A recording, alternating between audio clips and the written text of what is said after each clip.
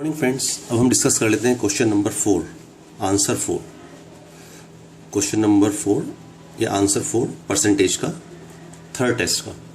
तो क्वेश्चन ये था कि अगर शुगर के प्राइस, चीनी के दाम 25% बढ़ गए तो जो आदमी था वो अब कितना परचेज कर सकता है 400 रुपये में 20 किलो कम। तो हमें ये बताना है कि जो बढ़े हुए दाम है शुगर के वो कितने हैं, चीनी के बढ़े हुए दाम कितने हैं। तो पहले हमने मान लिया कि उसका कंजम्पशन, हमने कहा कि उसका कंजम्पशन कितना हो गया। पहले उसका कंजम्पशन था 100%, उसका कंजम्पशन था 100, ठीक है। अब दाम कितने बढ़ गए, 25% बढ़ गए, दाम बढ़ गए 25%।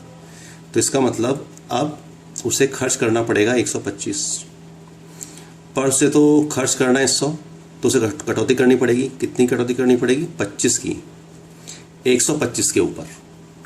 तो 25 125 का कितना प्रतिशत है, तो 25 125 का 20% है। तो अगर दाम बढ़ गए 25% तो अगर कंजम्पशन कितना हो जाएगा, 20% कम, ठीक, 20% कम।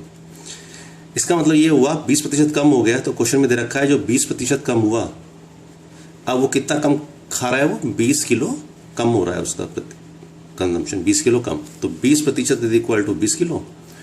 तो जो 100% है वो है 100 किलो। इसका मतलब पहले वो कितना कंज्यूम कर रहा था, 100 किलो कंज्यूम कर रहा था। तो पहले वो कंज्यूम कर रहा था 100 किलो, अब कितना कंज्यूम कर रहा है, 80 किलो। और अब जो चीनी ला रहा है वो कितने की ला रहा है, 400 रुपये की ला रहा है। पहले ही वो चीनी कितने की ला रहा था, 400 रुपये की ला रहा था। तो पहले चीनी का प्राइस कितना था, 400/100, पहले था 4 रुपये पर केजी। और अब चीनी का प्राइस कितना है, 400/80, 5 रुपये पर केजी। तो ये हमसे पूछ रहा है, तो ये हमारा आंसर आ गया 5 रुपये पर केजी। तो एक क्वेश्चन का आंसर है बी, ठीक है, आंसर है बी। Thank you.